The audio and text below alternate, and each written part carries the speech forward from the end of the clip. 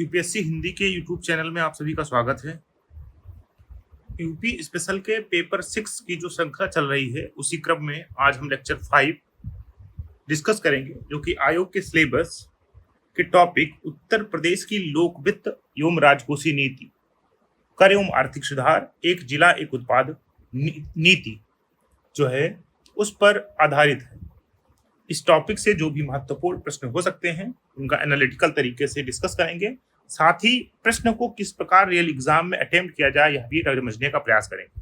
तो जो आज का हमारा टॉपिक है, उत्तर प्रदेश की लोक वित्त एवं राजकोषीय नीति, public finance and physical policy of UP and tax and economic reforms of UP, one district and one product policy of UP. ये तीन टॉपिक जो है महत्वपूर्ण है, जो हमारे सिलेबस से संबंधित हैं। इनसे जो रिलेटेड जो भी प्रश्न बन सकते हैं उनका डिस्कशन करेंगे। तो चलिए, पहला जो प्रश्न हमारा है वह उत्तर प्रदेश के लोक वित्त की रूपरेखा पर टिप्पणी करना। आपको यहाँ पे सामान्य सी बात है कि जो लोक वित्त की रूपरेखा पर टिप्पणी, ये बिल्कुल सीधी बात है। आप देखेंगे सिलेबस में भी आपके डिस्कस किया गया है। Public finance of UP, public finance से ही पूछा गया, public finance of Uttar Pradesh, इसी से रिलेटेड प्रश्न है। ठीक है, तो चलिए हम देखते हैं इसका जो इंट्रो क्या हो सकता है। इसका इंट्रो क्या हो सकता है। पहले तो हम एक बात समझ लेते हैं। इंट्रो में हम डिफाइन कर सकते हैं कि लोक वित्त आखिर क्या होता है। एक जो सामान्य विद्यार्थी है वो किस प्रकार समझे कि लोक वित्त आखिर क्या होता है। तो एक डाल्टन इकोनॉमिस्ट हुए हैं, डाल्टन के अनुसार आप लिख सकते हैं, डाल्टन के अनुसार, अर्थशास्त्री हैं, अनुसार लोक वित्त सार्वजनिक अधिकारियों, यहां सार्वजनिक अधिकारी ये सरकार कह लीजिए, सार्वजनिक अधिकारियों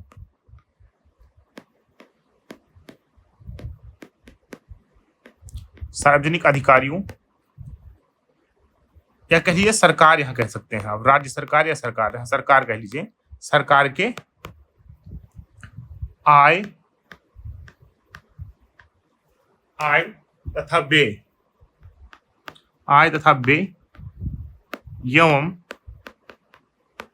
एवं इनके परस्पर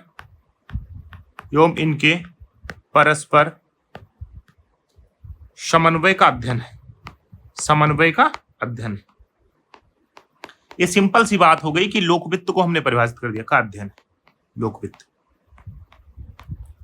ठीक है, जो सरकार का आय व्यय है और इनके बीच में कैसे समन्वय स्थापित होता है उसका अगर अध्ययन जो कहते हैं वो लोक वित्त के अंतर्गत किया जाता है, जिसको आप क्या कहते हैं, फाइनेंशियल पब्लिक फाइनेंस कहते हैं। ये यहाँ पे क्या कहते हैं, पब्लिक फाइनेंस कहते हैं। ठीक है, ये हमारा लोक वित्त हो गया, हमने डिफाइन करते हैं।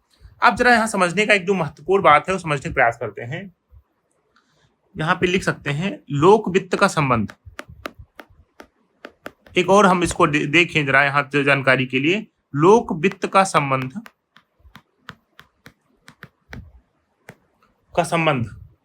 राज्य सरकार या कह लीजिए यूपी राज्य सरकार के आय एवं व्यय से होता है,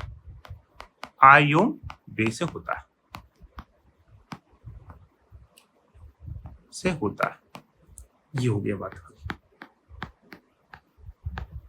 हमने लोक वित्त को यहाँ पे क्या किया, लोक वित्त को हमने समझ लिया कि क्या है आखिर।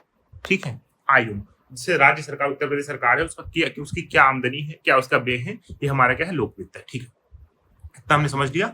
ठीक है, अगले आते हैं। ये हमारा इंट्रो हो सकता है। ठीक, वर्तमान लोकतांत्रिक व्यवस्था में जो राजस्व के लिए लोक वित्त या सार्वजनिक, यहाँ लोक वित्त की जगह पे आपको कभी सार्वजनिक,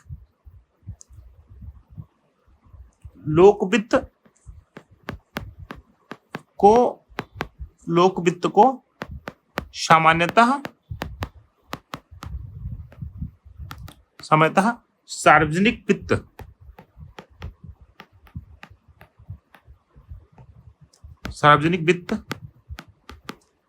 शब्द का प्रयोग करते हैं। को सामान्यतः सार्वजनिक वित्त शब्द का प्रयोग करते हैं इसकी जगह।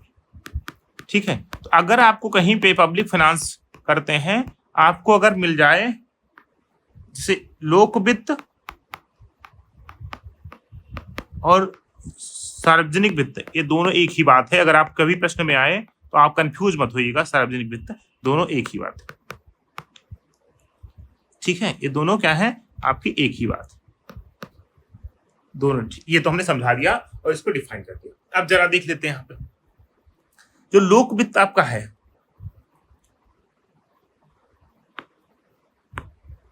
लोक वित्त के 5 घटक होते हैं। लोक जो वित्त आपका है, लोक वित्त के 5 घटक हैं। आप अगर बहुत डिटेल में जाएंगे तो आपको क्या मिलेंगे, 5 घटक इसके लोक वित्त के होते हैं। जरा समझ लेते हैं कौन कौन से होते हैं। एक तो पहला आपका सार्वजनिक आय, सार्वजनिक आय आपकी हो गई, सार्वजनिक व्यय हो गया आपका,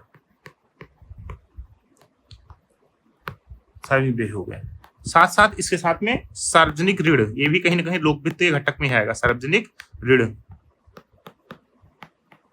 और आपका जो अगला पॉइंट होगा वित्तीय प्रशासन भी कहते हैं कि वित्तीय प्रशासन कैसा है, ये लोक वित्त में ही आता है, वित्तीय प्रशासन। और अगला जो पॉइंट है राजकोषीय जो नीति, जो आपकी राजकोषीय नीति जो है आपकी, वो भी क्या है, लोक वित्त का भाग है। ठीक, इस प्रकार से हमने इसको समझ लिया। अब जरा हम आते हैं, जरा देखते हैं। ठीक है, अब क्या है यहाँ लोक वित्त का उद्देश्य क्या होता है, इन सब बातों में हम लोक वित्त का इस पर रूपरेखा पर टिप्पणी करनी है, तो लोक वित्त का उद्देश्य भी हम थोड़ा समझ लेते हैं क्या है।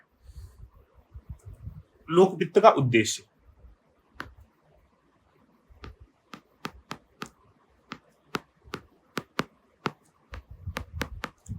लोक वित्त का उद्देश्य, ताकि हम क्या है डिटेल में जा सके, अगर पूछ लिया जाए यहाँ पे तो हम इसको प्रशस्त करने की स्थिति में रहें।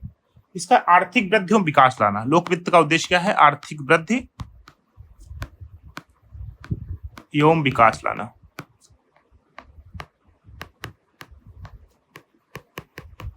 ठीक है, और क्या हो सकता है, इसका उद्देश्य क्या हो सकता है, व्यापक क्षेत्रीय असमानता, जो हमारी जो व्यापक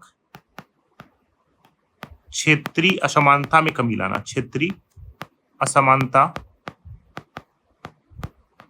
में कमी लाना भी क्या है हमारा उद्देश्य है लोक वित्त का। अगला पॉइंट और क्या हो सकता है, आय समानता सुनिश्चित करना, जो क्षेत्रीय आय समानता स्थापित करना है, सुनिश्चित करना, आय समानता सुनिश्चित करना।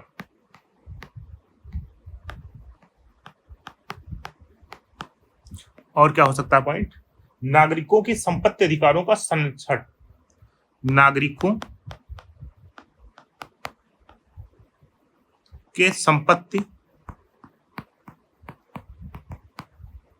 अधिकारों का संरक्षण।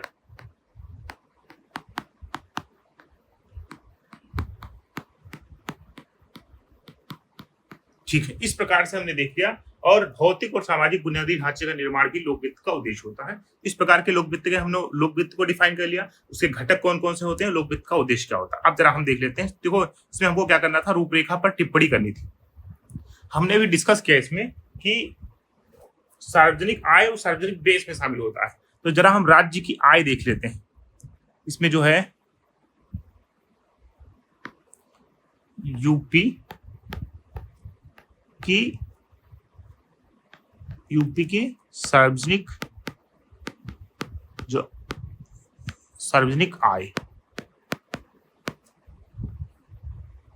देख लेते हैं। इसको सार्वजनिक आय कही, या इसको और आबलिक में क्या कर सकते हैं, राजस्व आय भी कह सकते हैं, राजस्व आय भी इसको कह सकते हैं। ठीक,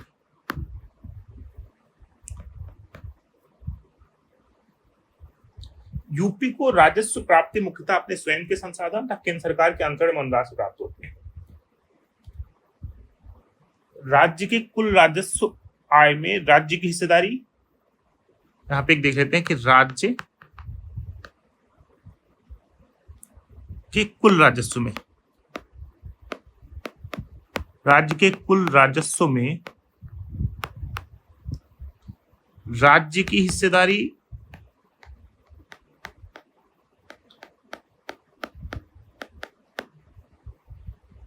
44.48%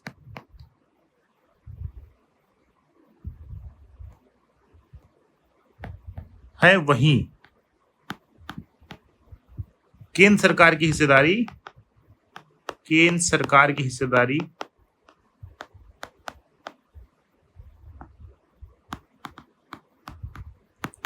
लगभग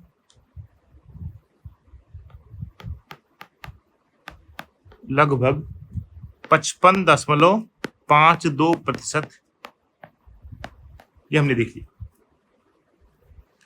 ठीक है, इसको आप क्या करिए, एक जो आपका पाई चार्ट होता है डायग्राम, उसके माध्यम से भी आप क्या कर सकते हैं, इसको आप बना सकते हैं ये इस तरीके से। ये आपकी 55.52% हो जाएगी केंद्र की हिस्सेदारी, और ये आपकी क्या हो जाएगी 44.48% हो जाएगी। ठीक है, इस प्रकार से पाई चार्ट बना सकते हैं। ठीक है, अगला पॉइंट हम यहां देख सकते हैं, बजट 2023-24 में कुल जो प्राप्तियां रही हैं, कुल प्राप्तियां जो रही हैं वो आपकी 6,83,292 करोड़ एवं 74 लाख रुपए रहा है। लाख रुपए, इसको अगर हम ऐसे लिखें अंकों में रुपए रहा है तो ये आपका हो जाएगा 6,83,292.74 करोड़ रुपए। ये आपका क्या है, हमारा जो आय रही है। ठीक है, अच्छा, ये हमारा हो गया सार्वजनिक आय के संबंध में बात। अगला पॉइंट अगर यहाँ पे हम देखें, अब ये जो हमारी आय प्राप्त हुई है, इसमें अलग अलग हिस्सेदारी है। जरा इसमें एक बात समझ लेते हैं।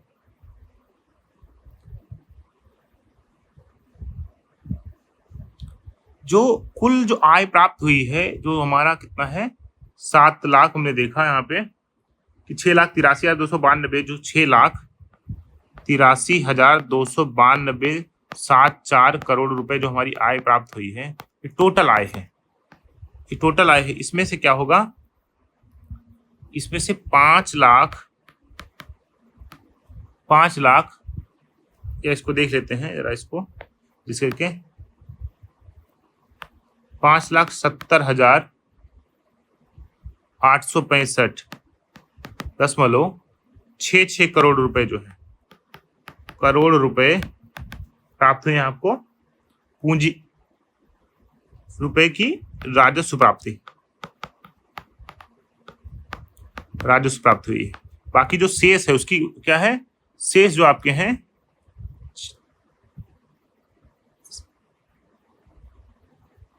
और इसमें क्या है 1,12,427.08 करोड़ रुपए क्या हुआ है, पूंजीगत प्राप्ति हुई है, प्राप्तियां शामिल। इस प्रकार से हम इसको डिटेल में देख लिए। ठीक है, अगला जो पॉइंट हमारा आता है वो इस तरीके से, आप राजस्व बजट के बहुत सारे होते हैं कि इसमें राज्य जीएसटी का कितना हिस्सा है, अलग अलग चीजें होती है, सारी चीजें आप देख सकते हैं इसमें। अब इसको जो राजस्व प्राप्तियां हैं, अगर इसको और आप डिफाइन करना हो तो राजस्व प्राप्तियां आपकी क्या होंगी, एक तो कर राजस्व प्राप्ति आप दिखा सकते हैं यहाँ पे, कर राजस्व प्राप्ति, और दूसरा क्या होगा गैर कर राजस्व प्राप्ति, गैर कर राजस्व प्राप्ति दिखा सकते हैं इस तरीके से, अगर इसका हिस्सा देखें तो। अब ये जो कर राजस्व होगा उसमें स्वयं का कर राजस्व कितना है, केंद्र करों में यूपी का अंश कितना है, ये डिटेल में और जाएंगे तो आप हो जाएगा, क्योंकि आपके पास यहाँ पे समय और जो आपके पेस जो स्पेस है वो सीमित है, हिसाब से वो सीमित तरीके से आप दिखा सकते हैं। अब इसके बाद हमारा जो आता है वो हम देख सकते हैं कि राज्य के व्यय कौन कौन से हैं, क्या कह सकते हैं कि यूपी के सार्वजनिक व्यय,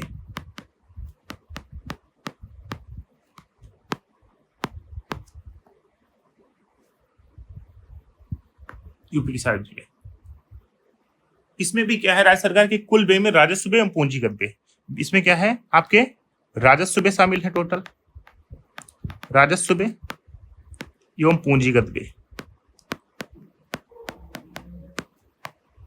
पूंजीगत व्यय शामिल है। राजस्व व्यय में ब्याज अदायगियां शामिल होती हैं, पूंजीगत व्यय में पूंजी परिव्यय और ऋण की अदायगियां शामिल होती हैं। ये सब डिटेल में आप देख लीजिएगा। बट बजट 2023-24 की अगर यहाँ पे हम बात कर लेते हैं थोड़ा सा, जो बहुत महत्वपूर्ण है, बजट 2023-24 में, बजट 2023-24 में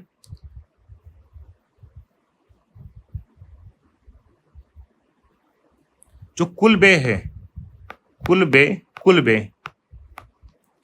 वो 6,90,242.43 लाख करोड़ रुपए क्या है, अनुमानित है। ये अनुमान लगाया गया कि इतना व्यय होगा, लेकिन हमारे पास क्या है, आपने देखा कि आय का कितना है, 6,83,000 रुपए के आसपास की हमारी आय है। मतलब यह है कि सार्वजनिक व्यय हमारा अधिक है।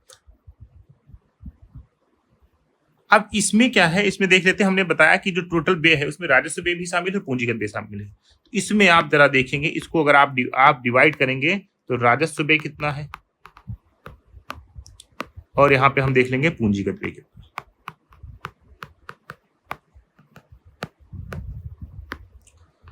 राजस्व व्यय हमारा जो है टोटल है 5,02,354.01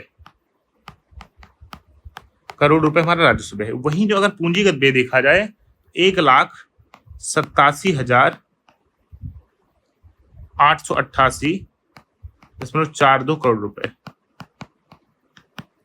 ये हमारा क्या है, पूंजी व्यय। इस प्रकार से हमने यूपी का जो आय व्यय था ये देख लिया। इसके अलावा और हम देख सकते हैं सरकार का जो ऋण प्रबंधन है वो भी देख सकते हैं। ठीक है, अगला पॉइंट में हम सरकार का ऋण प्रबंधन भी देख सकते हैं। जो अगला पॉइंट हमारा होगा सरकार का ऋण प्रबंधन, इसमें ये अगला पॉइंट हमारा आता है कि किस प्रकार से ऋण प्रबंधन होता है।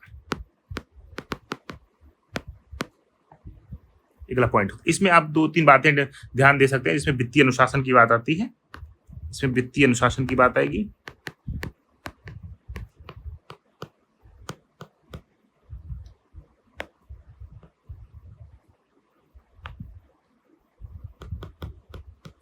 वित्तीय अनुशासन की बात आती है, और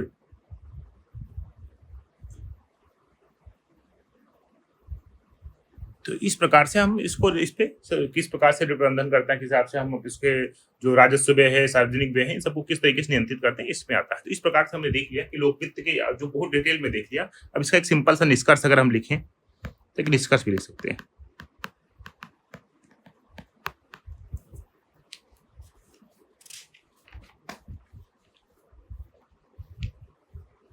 राज्य सरकार, यूपी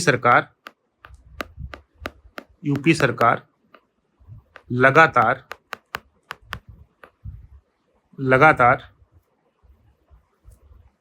या आप इसको और इस तरह थोड़ा वित्त, उसमें लोक वित्त पे ही लिख सकते हैं।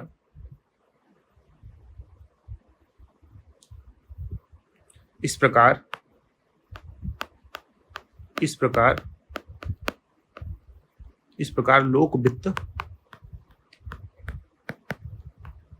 लोक वित्त राज्य सरकार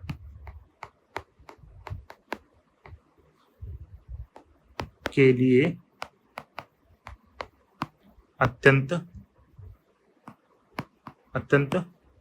महत्वपूर्ण है। ठीक है, ये जनता के, राज्य सरकार की जनता के लिए, ये अपना सिंपल सा हो गया। इसको हमने डिटेल में इसको दिखा दिया। अगला जो हमारा प्रश्न है उसमें हम आते हैं।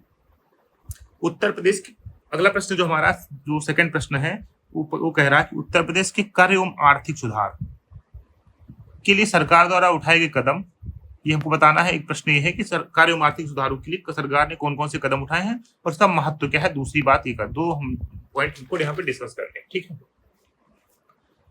अच्छा जरा हम इसको थोड़ा डिफाइन कर लेते हैं कि कर एवं आर्थिक सुधार क्या है, या जो महत्वपूर्ण कर एवं आर्थिक सुधार, ठीक है, सरकार ने कौन कौन से कदम उठाए। इसका इंट्रो अगर लिखना हो हमको तो क्या लिखेंगे, जरा आइए देखते हैं।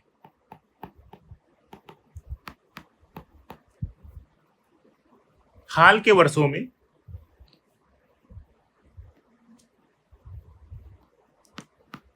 हाल के वर्षों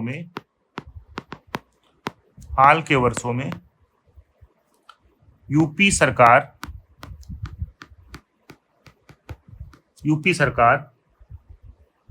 प्रदेश को विकसित एवं आत्मनिर्भर राज्य विकसित एवं आत्मनिर्भर राज्य बनाने तथा $1 ट्रिलियन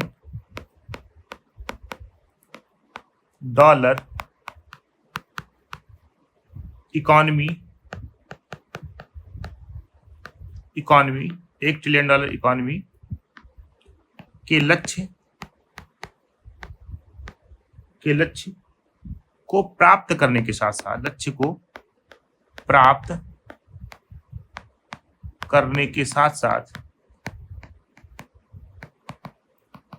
साथ साथ देश का ग्रोथ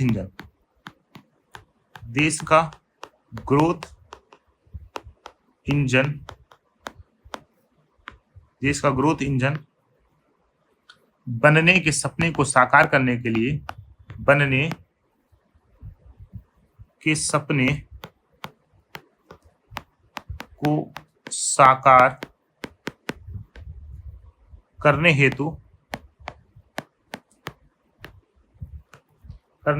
प्रदेश सरकार या यूपी सरकार करने हेतु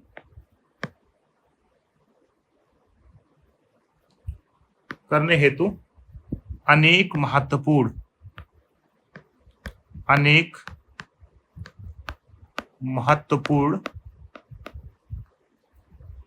कर एवं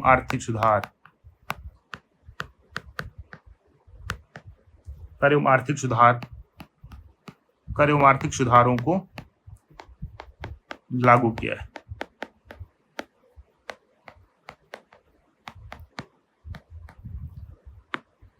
कर एवं आर्थिक सुधारों को लागू किया है। ठीक है, इस प्रकार से हमने क्या किया, एक इंट्रो हमने लिख दिया कर एवं आर्थिक सुधारों को लेकर के। अब हमको बताना कि सरकार ने कौन कौन से कदम उठाए हैं। जो हमने बताया कि अनेक आर्थिक सुधारों को लागू किया, तो हमारा जो प्रश्न की जो डिमांड है, कर एवं आर्थिक सुधारों के लिए सरकार द्वारा उठाए गए कदम ही बताना आपको। ठीक है, हमारी हेडिंग हो सकती है कर एवं आर्थिक सुधारों के लिए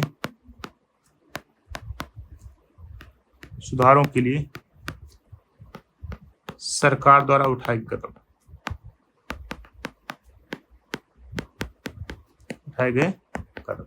ये हमारी हेडिंग हो गई। जो हम प्रश्न पूछा जा रहा है वही हम हेडिंग बनाएंगे आराम से, कोई यहाँ पे दिक्कत परेशानी की बात नहीं। ठीक है, उसी को हमने हेडिंग बना दिया। इससे क्लियर हो जाएगा कि कौन। ठीक है, जरा देखते हैं हम बारी बारी से कौन कौन से कदम उठाए गए।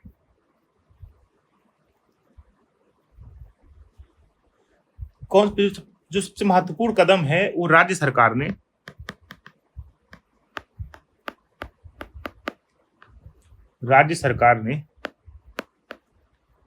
यूपी वस्तु एवं सेवा कर अधिनियम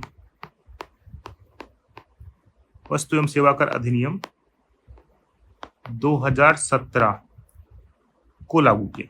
एक महत्वपूर्ण सुधार के रूप में जीएसटी जब लागू किया गया को लागू किया, इसको यूपी सरकार ने भी लागू किया। एक महत्वपूर्ण सुधार है यूपी वस्तु एवं सेवा कर अधिनियम 2017। ठीक है,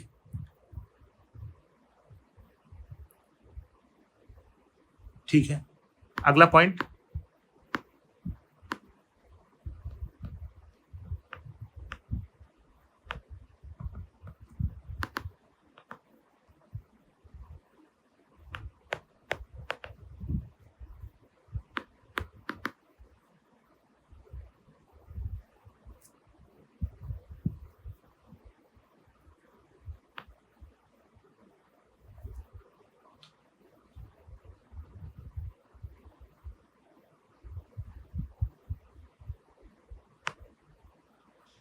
अगला प्रश्न जो है राजस्व एवं कर संबंधी सुधार। राजस्व एवं कर संबंधी सुधार कौन कौन सी कर संबंधी सुधार किए गए। ठीक है, जैसे जरा यहां देखते हैं हम बारी बारी कौन कौन से हैं। 20 करोड़ रुपए से अधिक वार्षिक कारोबार के करदाता के लिए ई इनवॉइस की व्यवस्था। 20 करोड़ रुपए से अधिक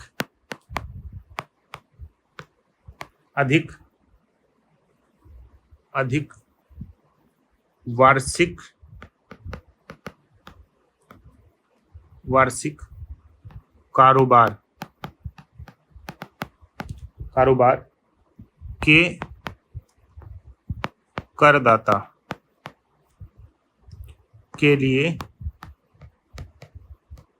के लिए ई इनवॉइस एक आता है। ई इनवॉइस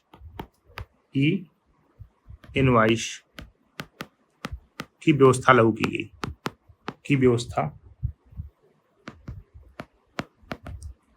1 अप्रैल 2022 की। इसको आप प्रीलिम्स के लिहाज से भी महत्वपूर्ण समझ सकते हैं। से प्रभावी की एक कार्यमार्थी संबंध। ठीक है, क्या है एक डेटा एक ये है कि 1 अप्रैल 2022 इनवॉइस की सुविधा। कहाँ कारोबार कितना है? 20 करोड़ रुपए से अधिक का कारोबार जो लोग कर रहे हैं। ठीक है, साथ ही साथ क्या किया गया यहाँ पे देख सकते हैं। अगला जो पॉइंट यहाँ पे है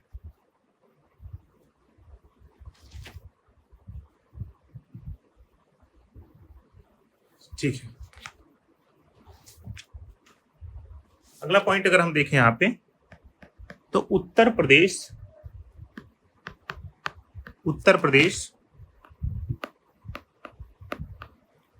निवेश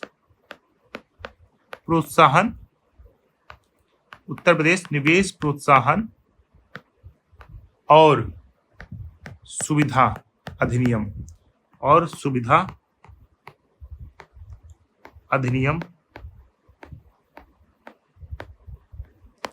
2020 लागू किया। देखिए बहुत महत्वपूर्ण, यहाँ बहुत कई सुधार किए गए, लेकिन यहाँ पे चूंकि स्पेस और समय कम होने के कारण उतने सभी को यहाँ पे डिस्कस करना संभव नहीं है। इस हिसाब से आप और आगे जो जितने भी हैं उनको आप देख सकते हैं। ठीक है, साथ साथ अगला पॉइंट यहाँ पे अगर हम देखें यूपी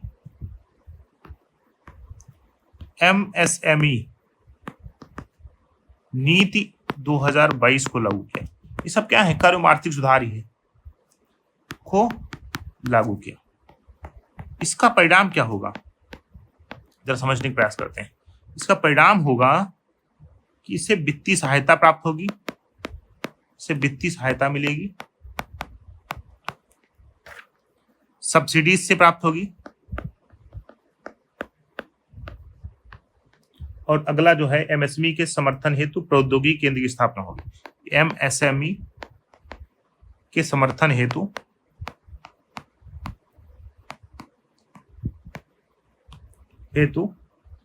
प्रौद्योगिकी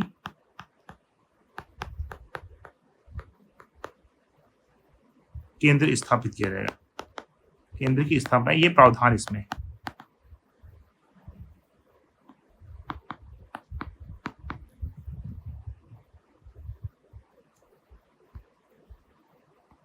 ठीक, साथ साथ प्रदेश के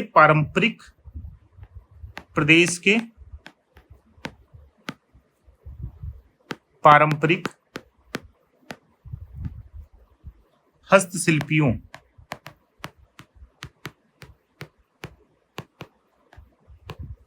हस्तशिल्पियों की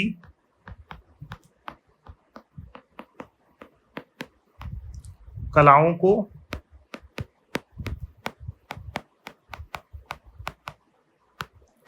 को प्रोत्साहित करने हेतु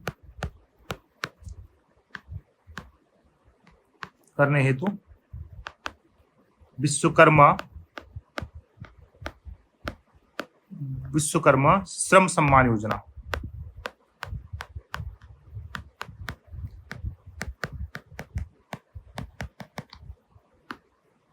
लागू की। अगला सुधार के रूप में अगर आप देखें बुनियादी ढांचा विकास पर बल दिया। नई बुनियादी ढांचा विकास पर बल दिया।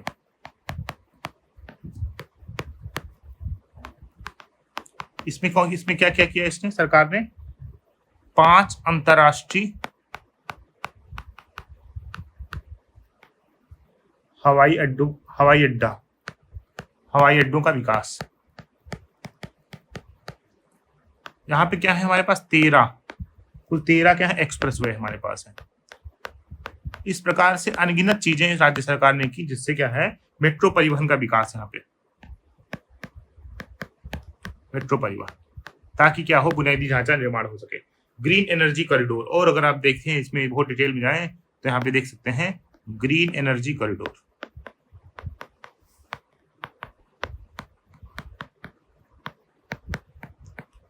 ग्रीन एनर्जी कॉरिडोर, औद्योगिक डिफेंस इंडस्ट्री कॉरिडोर,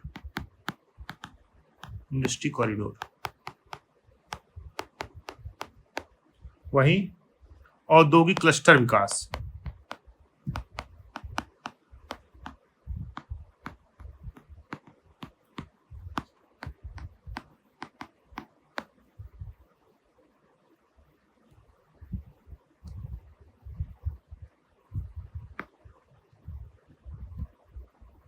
ठीक है, इस प्रकार से हमने बहुत सारे डिटेल में इसको देख लिया। अब जरा इसमें क्या है जो आर्थिक सुधार किए गए। ठीक है, एक पॉइंट और इसमें हम देख लेते हैं कि पूंजी निवेश आकर्षित करने हेतु राज्य में पूंजी निवेश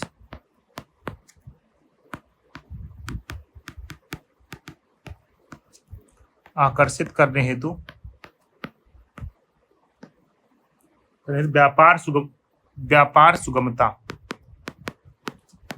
सुगमता, इसको कहते हैं ईज ऑफ डूइंग बिजनेस की दिशा में सराहनीय काम किया है। की दिशा में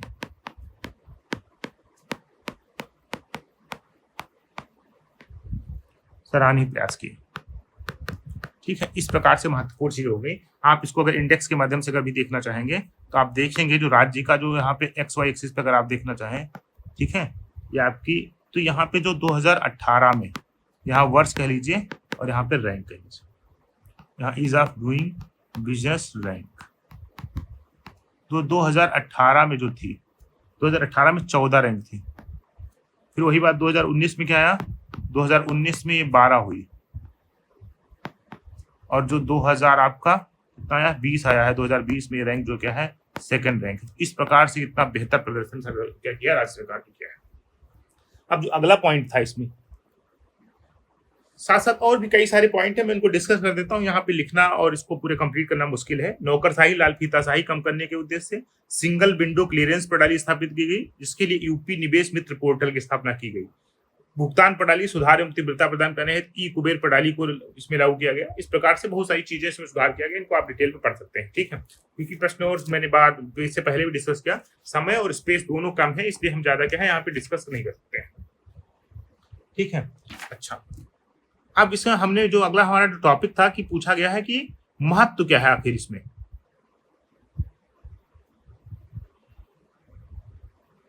इन सबको हमने डिटेल में डिस्कस कर लिया और इनका महत्व भी हमने समझा दिया कि किस प्रकार से। Ease of doing business report हो गया, दोनों चीजें हो गई। और यहाँ पे एक जनपद एक उत्पाद योजना का भी जिक्र आप कर सकते हैं, उसको भी शुरुआत की गई। यहाँ पे समाज कल्याण योजनाएं लागू की, यहाँ पे बहुत ढेर सारी समाज कल्याण योजनाएं। यहाँ ठीक है, अच्छा, इसके महत्व को एक बार और हम डिस्कस कर लेते हैं। करें आर्थिक सुधार का महत्व।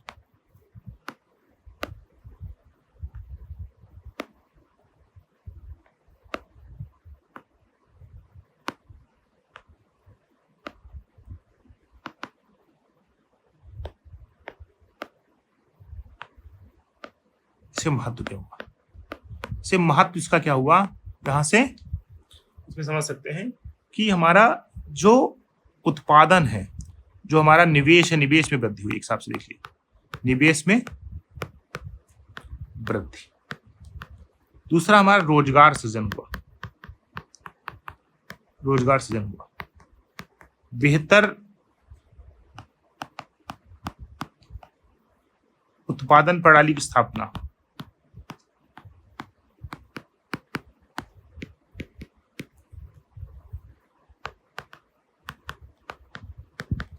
और आप महत्व में देख सकते हैं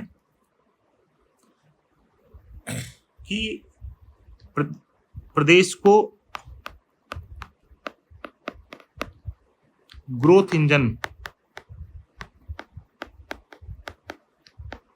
बनाने में सहायक इस प्रकार के बहुत अनेक महत्व हैं जिनको आप डिस्कस कर सकते हैं। ठीक है, ठीक। अब जरा इसका एक निष्कर्ष देख लेते हैं।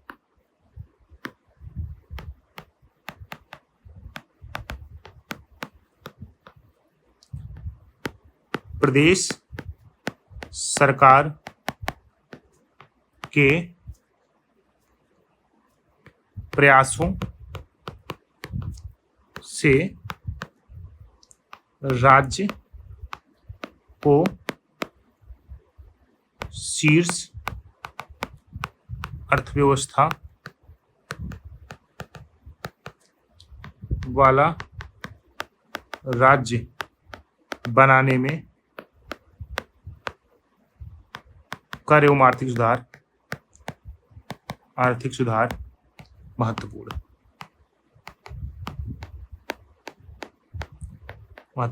सिंपल सी बात हमने लिखी और इस प्रकार से हमने पूरा प्रश्न है उसकी जो डिमांड थी उसको हमने पूरा किया। और अगला जो हमारा प्रश्न है, जो प्रश्न 3 है, एक जिला एक उत्पाद योजना का विस्तार से वर्णन करना है आपको। ठीक है, एक जिला एक उत्पाद योजना का विस्तार से वर्णन करना है। One district and one product scheme जो आपकी है इसको विस्तार से बताना है। ठीक है, जरा हम इसको विस्तार से वर्णन कर लेते हैं और इसका हम इंट्रो एक बार देख लेते हैं। इसका इंट्रो क्या होगा, एक अगर इंट्रो लिखना हो तो आप लिख सकते हैं। जापान सरकार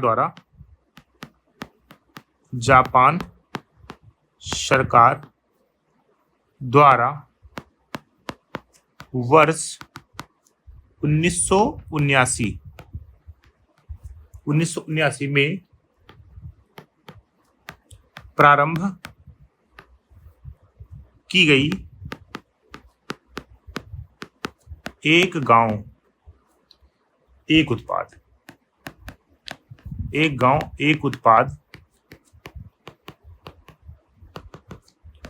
कार्यक्रम की तर्ज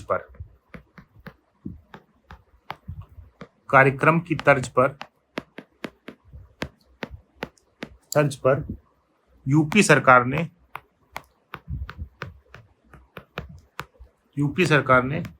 वर्ष 2018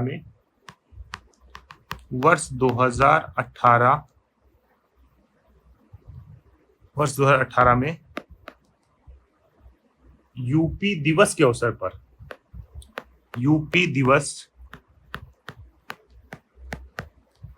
या इसको कह सकते हैं, इसको यहाँ पे भी इसको नहीं डालते हैं, यूपी सरकार ने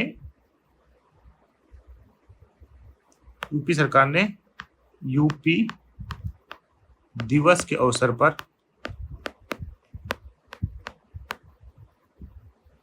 यूपी दिवस के अवसर पर 24 जनवरी 2018 को एक जिला एक उत्पाद योजना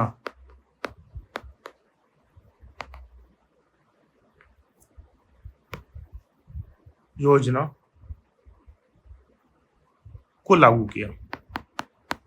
ये हमने सिंपल सा क्या किया, लागू किया। सिंपल सा हमने इंट्रो लिख दिया कि किस तरीके से लागू की गई योजना है।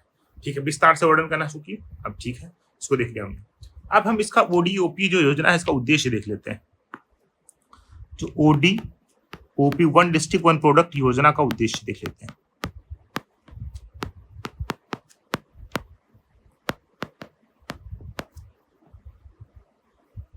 ठीक है, इसका उद्देश्य क्या हो सकता है। ठीक, प्रदेश की स्थानीय शिल्प कला का संरक्षण करना, प्रदेश की स्थानीय शिल्प कला का संरक्षण करना, कला का संरक्षण करना।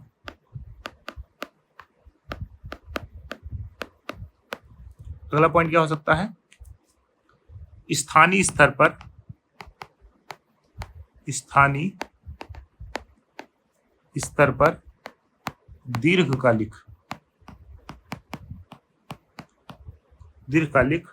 रोजगार सृजन,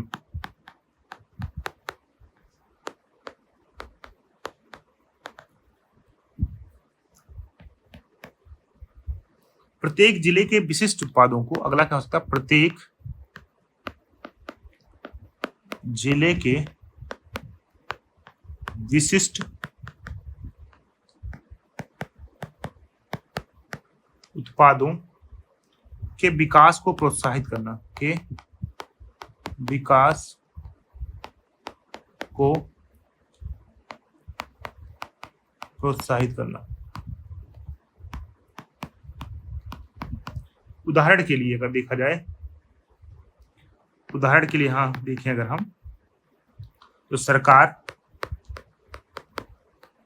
उत्पादों के विपणन एवं ब्रांडिंग के लिए,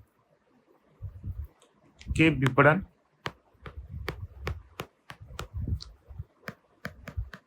एवं ब्रांडिंग में सहायता करती है।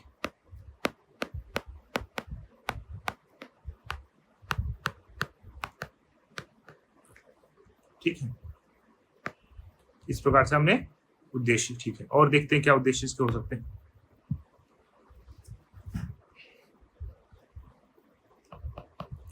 आत्मनिर्भर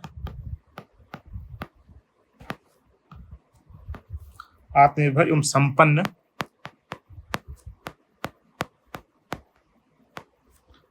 अर्थव्यवस्था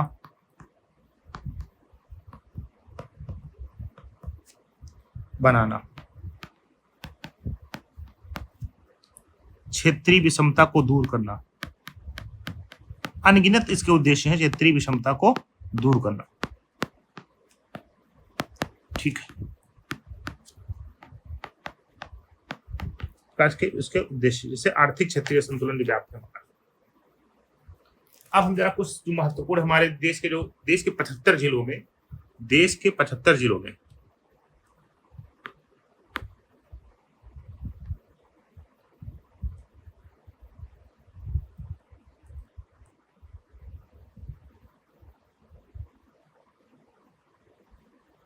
ये हमारा मान लो यूपी,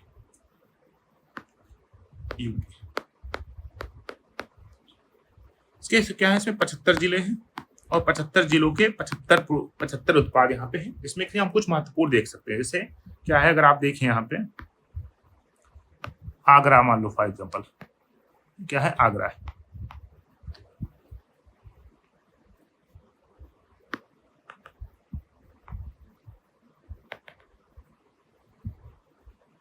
आगरा जो है आपका आगरा है,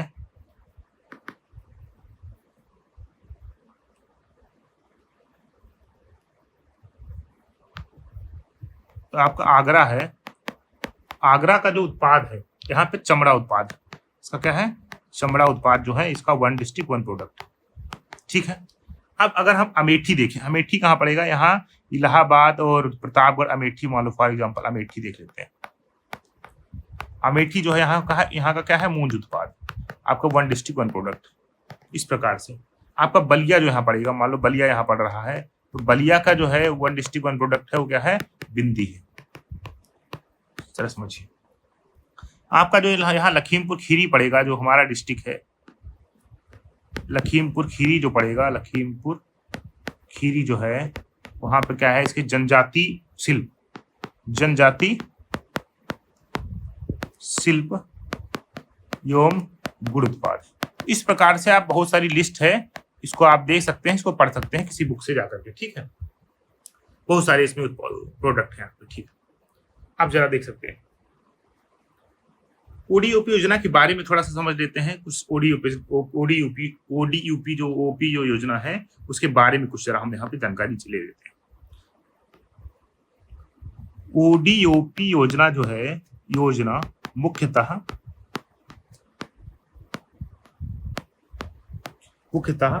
राज्य सरकार द्वारा वित्त पोषित है।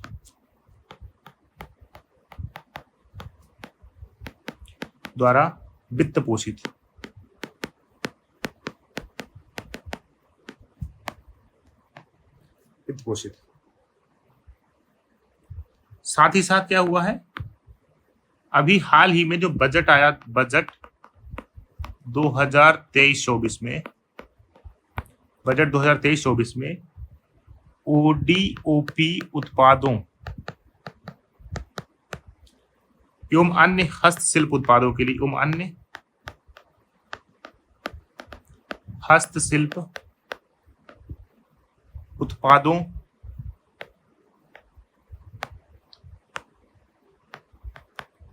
हस्तशिल्प उत्पादों के विक्रय हेतु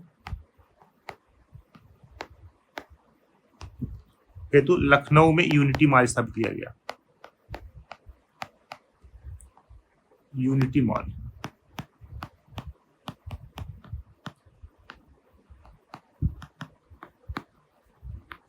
मॉल की स्थापना की गई।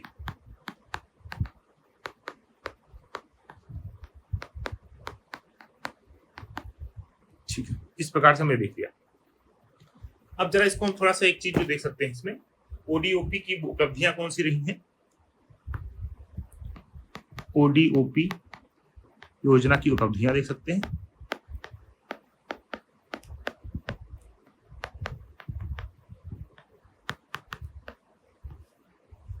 ठीक है, इसमें जो हमारी उपलब्धि हो सकती है, इसमें रोजगार सृजन में वृद्धि हुई है। रोजगार सृजन में वृद्धि हुई है। और उदाहरण के लिए इसको अगर देखें हम, तो करीब अनुमान जो है वो ग्रामीण क्षेत्रों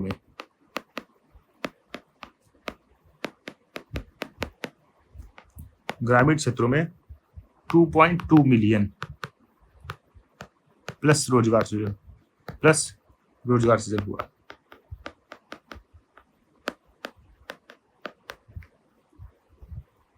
और अगर इसका और उपलब्धि अगर हम देखें, एमएसएमई विकास में सहायक हुआ है, जो आपके सूक्ष्म लघु एवं मध्यम उद्यम है के विकास में सहायक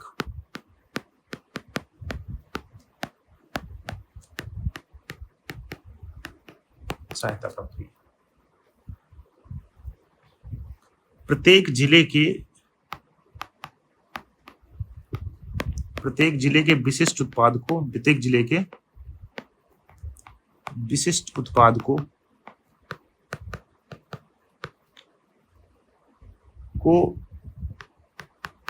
पहचान प्राप्त हुई है। बस साथ साथ इसका और क्या, राज्य निर्यात में बढ़ोतरी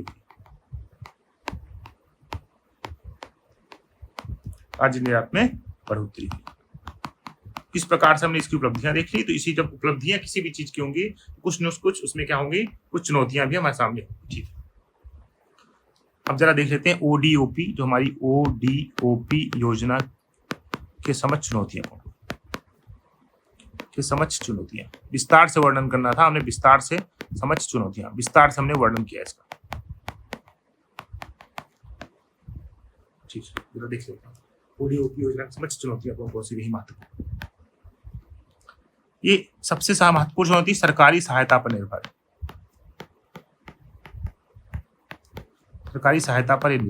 योजना है। इससे क्या होगा, अगर समर्थन बंद हो जाएगा, समर्थन बंद होने पर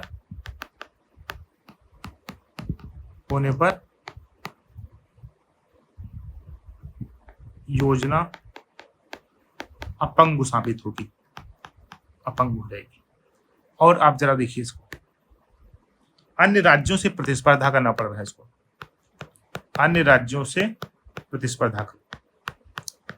क्योंकि अन्य राज्यों में भी कुछ इसी प्रकार की जो चुनौतियां हैं, जो योजनाएं हैं, वो लागू की गई। प्लस साथ साथ क्या है, नवाचार बहुत सीमित है, नवाचार की सीमितता एक चुनौती, क्योंकि इसमें जो पारंपरिकता को बढ़ावा दिया गया, नवाचार को कहीं इसमें क्या है, कम है। प्लस साथ साथ क्या है, सीमित बाजार मांग।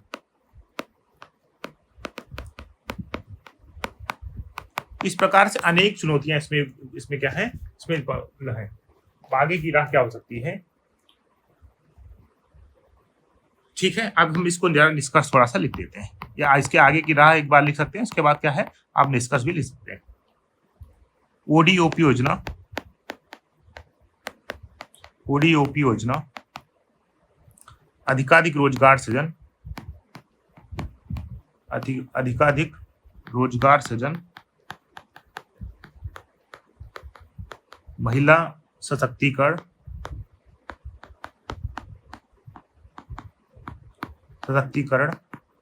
एवं क्षेत्रीय विकास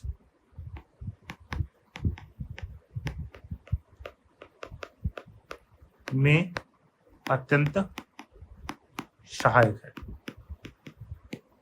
इस प्रकार से हमने क्या किया, इन प्रश्नों को देखा, और अगला जो हमारा लेक्चर होगा उसमें अगले टॉपिक से रिलेटेड जो भी प्रश्न होंगे उनको देखेंगे। तब तक आप इनको पढ़िए, और मेरी जो यहाँ पे मैं बताना चाहूंगा, इसमें इस टॉपिक को पढ़िए, और इस टॉपिक को किसी और आप डिटेल में गूगल जा सकते हैं, उत्तर प्रदेश की वेबसाइट पे जाकर के और डिटेल में पढ़ सकते हैं, लेकिन यहाँ पे आपको लगभग बहुत सारी जानकारी प्रोवाइड की गई ताकि अधिक से अधिक आपका ज्ञानवर्धन होता रहे, और जो आपका सिलेबस भी वो कंप्लीट होता रहे, और प्रश्न किस प्रकार से करना है वो भी आपको समझ में आता रहे। ठीक है, तब तक के लिए धन्यवाद। अगले लेक्चर में मिलते हैं हम फिर से।